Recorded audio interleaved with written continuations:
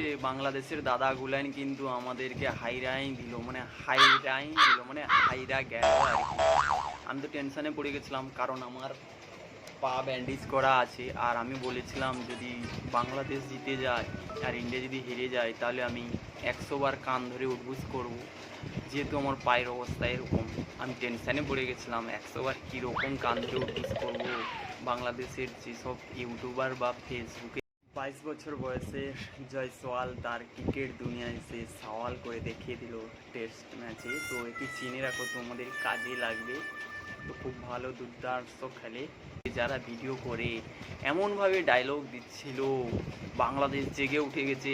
এই আবার ডায়লগ তো ফেসবুকে ওরা দিতেই থাকে। তো আমি সেই ডায়লগ শুনে আমি একটু চিন্তায় পড়ে গেছিলাম, যদি হেরে যায় তাহলে আমি কীরকম, মানে 100 বার কান ধরে উঠবুস করবো। একটা প্রমিস করেছিলাম ফেসবুকে, তারপরে দেখলাম না, গোহারা হেরে গেল। গোহারা, আমি আর কি বলবো, কিছু বলার নেই আমার। তো ঠিক আছে, আবার হয়তো বাংলাদেশ একটু উঠে দাঁড়াবে।